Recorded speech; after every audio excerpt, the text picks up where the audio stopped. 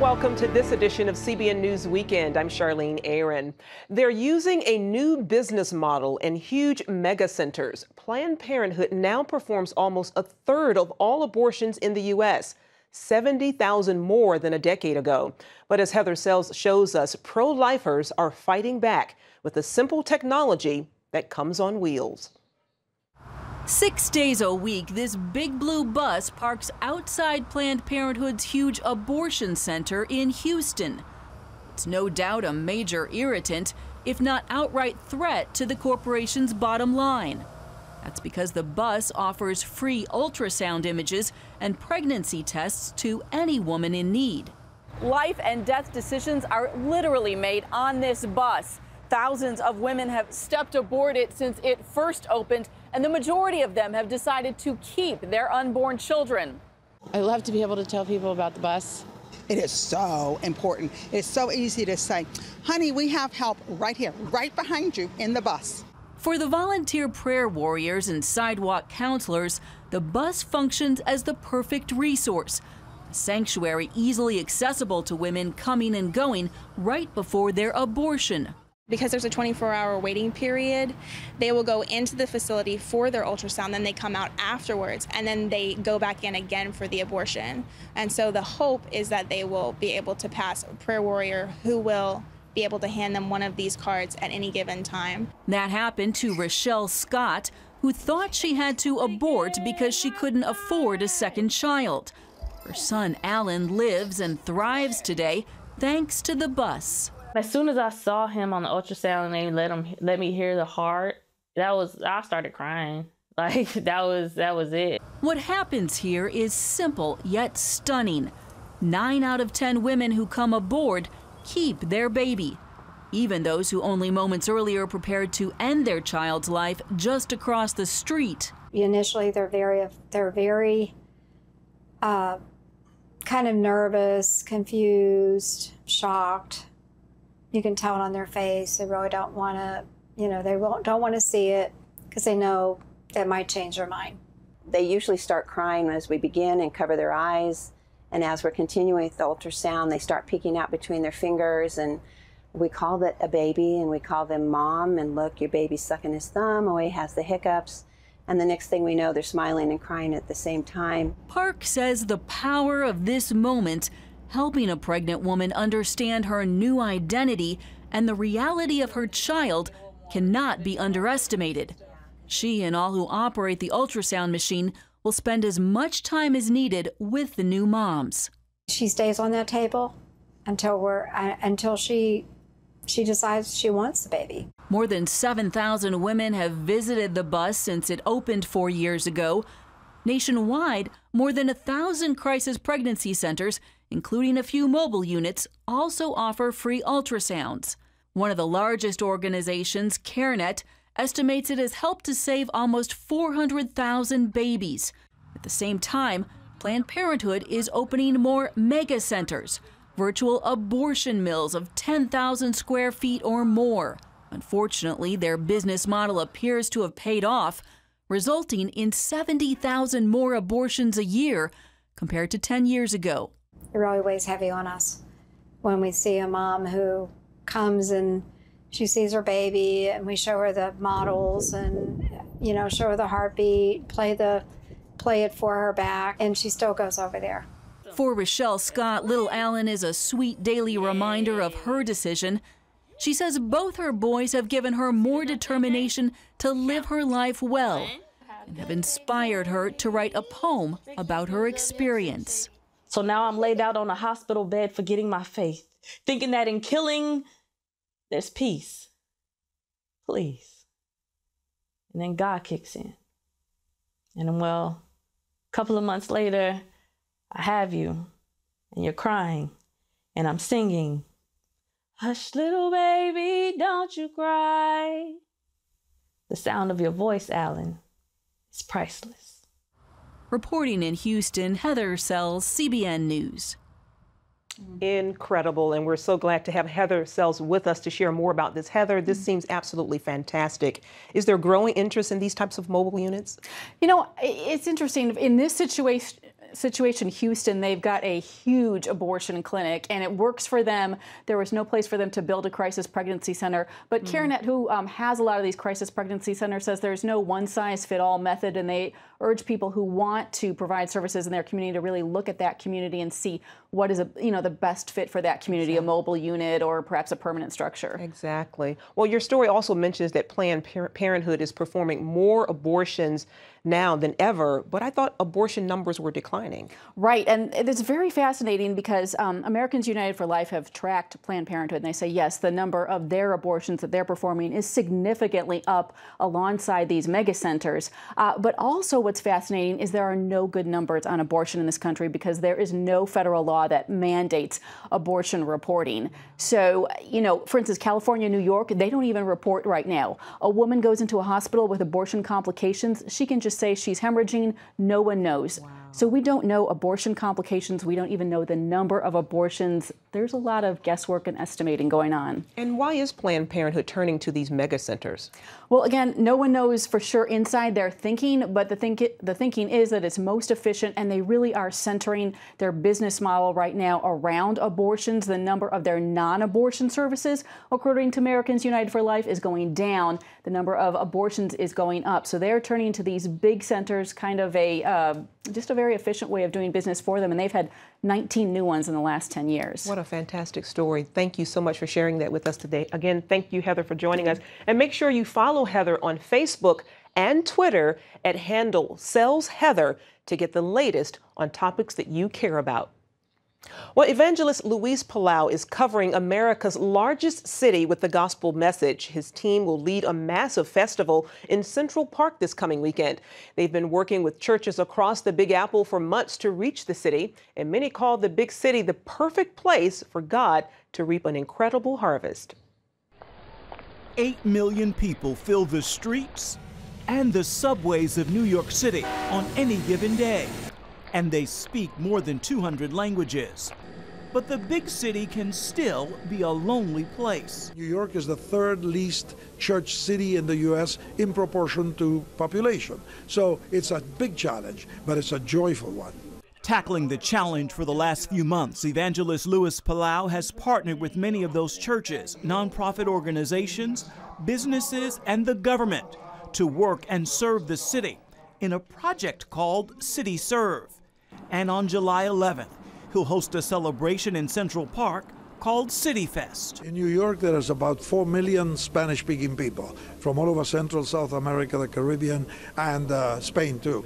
And so one of the great thrills for us is that as Latins, we can praise Jesus Christ, we can thank the United States, and we can thank New York City for allowing us to come in here, to educate our children, to have freedom of worship, to be able to enjoy the good things of the U.S., to succeed economically even. In advance of the Central Park meeting, that celebration has extended across the tri-state area of New York, producing fruit like this meeting in Bridgeport, Connecticut, where thousands answered the call to accept Christ. The prayer is for an even greater response in New York Central Park. The goal would be that 22 million people in the greater New York area would hear the voice of God, would hear the gospel. Up next, civil war and devastation threaten South Sudan. We meet with the groups determined to help this new and fragile country.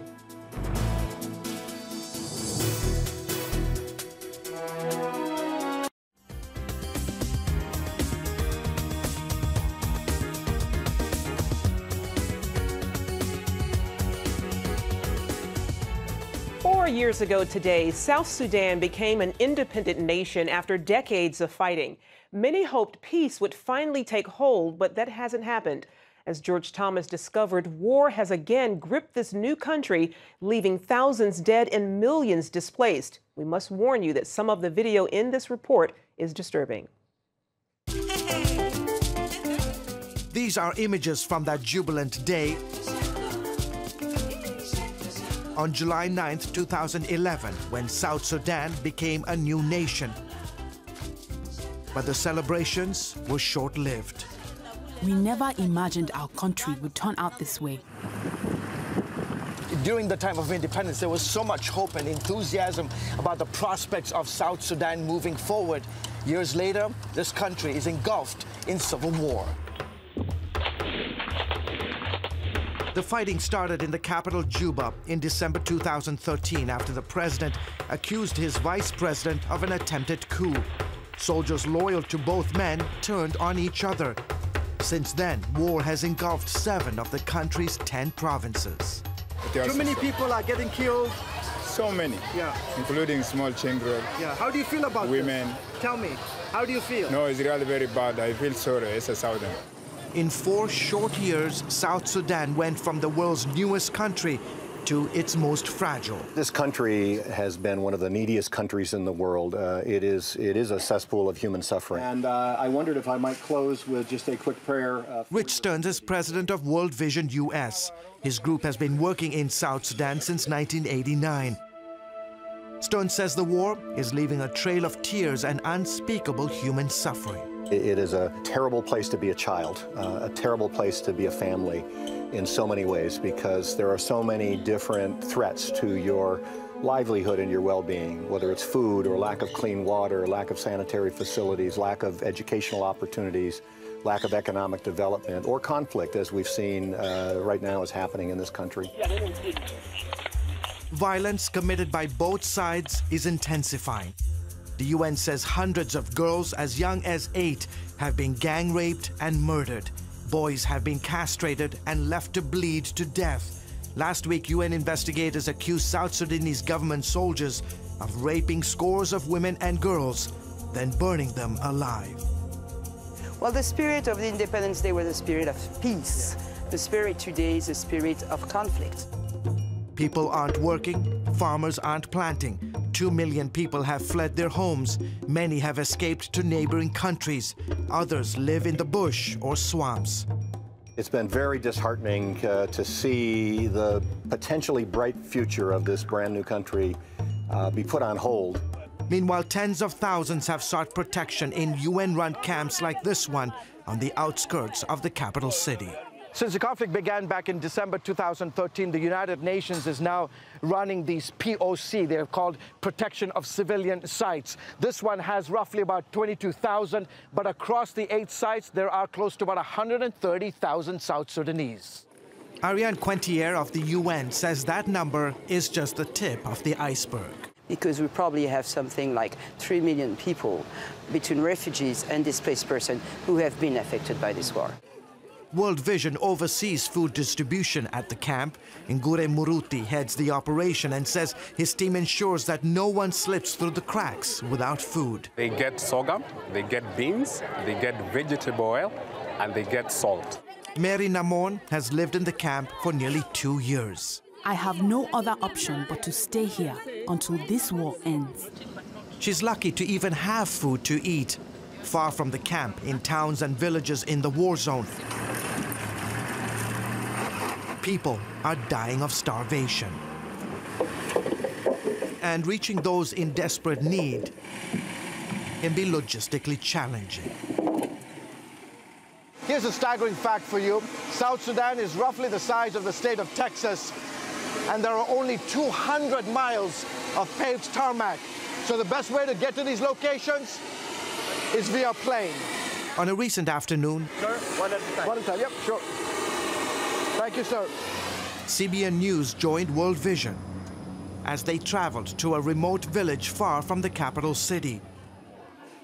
Here, aid workers race frantically to save 250,000 children like Aout, who are suffering from severe malnutrition. One of the things they do right away is to get an assessment, a physical assessment, but also a weight assessment. Aout is 13 months old, and a typical child at 13 months should weigh roughly about 9 kilograms. Aout right now at 13 months weighs about 5.5. Nurse Damaris Wanjiku says a combination of therapeutic milk and nutrient-rich foods will keep him and other kids in this village alive. The mothers go home with the children, then they return every 7 days. And then we take their weight just to monitor the progress, and then we give them more supplies for another week. The program continues until each child is healthy. My baby would be dead if it wasn't for this nutritional center.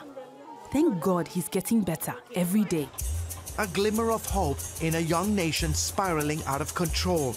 Despite several attempts at peace, both sides are unwilling to compromise and silence their guns.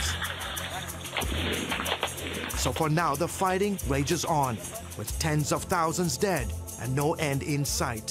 For aid groups, it's a battle against the odds to save lives, as experts warn of a catastrophic famine that could affect up to 5 million people. George Thomas, CBN News, South Sudan. Coming up, George Thomas will share more about the conflict in South Sudan, bringing you exclusive stories you won't hear anywhere else.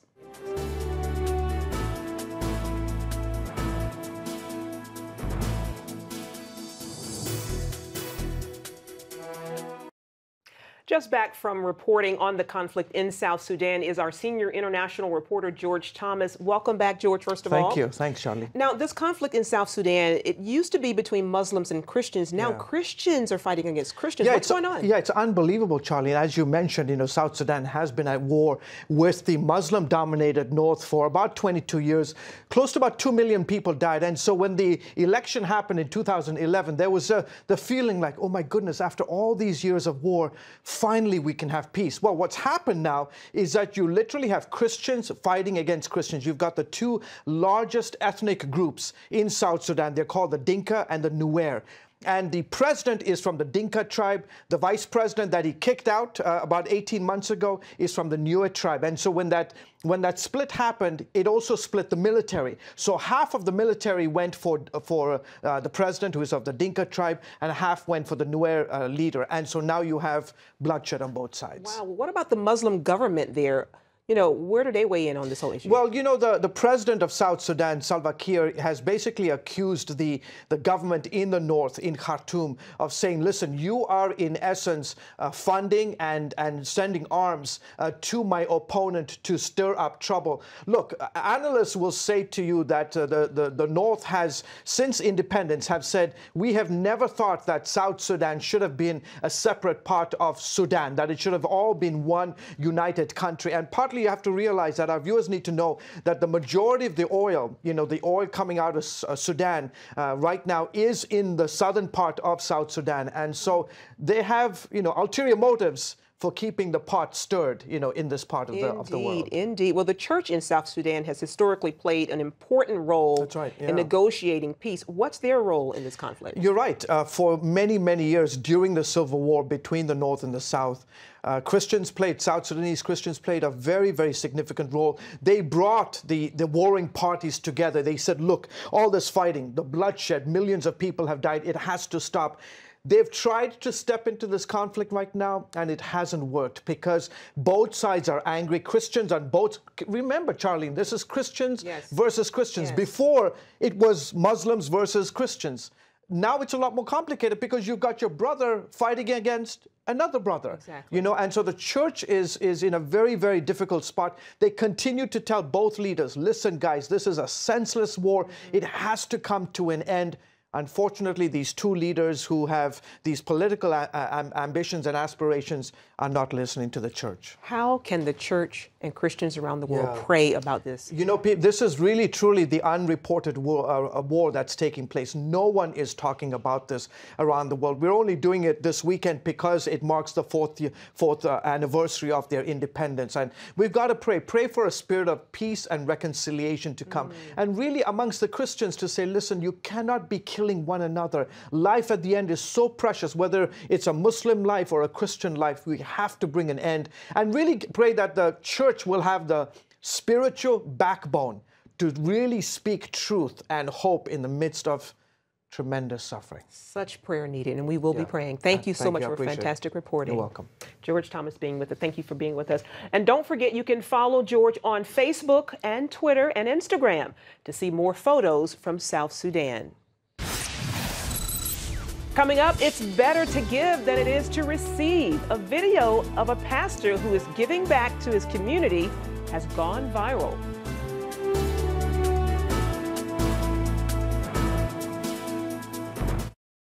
Inside every child is a hero, a leader,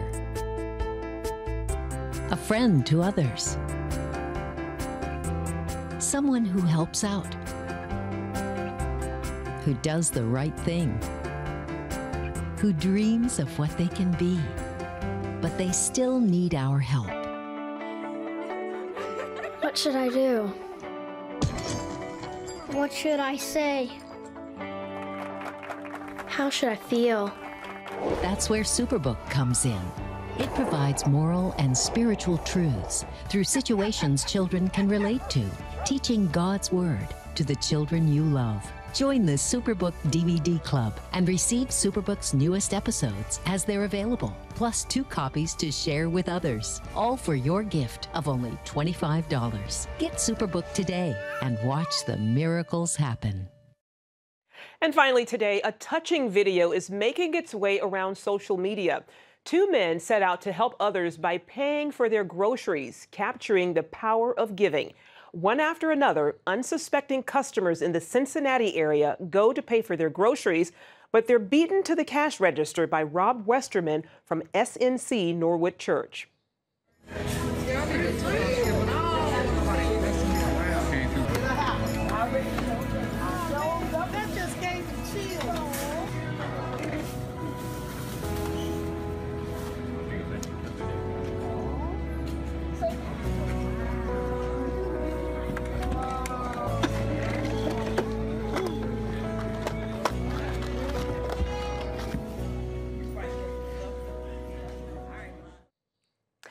Wow, indeed. Mike Lewis from Jesus Painter Ministries is secretly recording the shoppers' stunned reactions, many of them blown away by the random act of kindness. The full video can be viewed on the Jesus Painters Ministries Facebook page.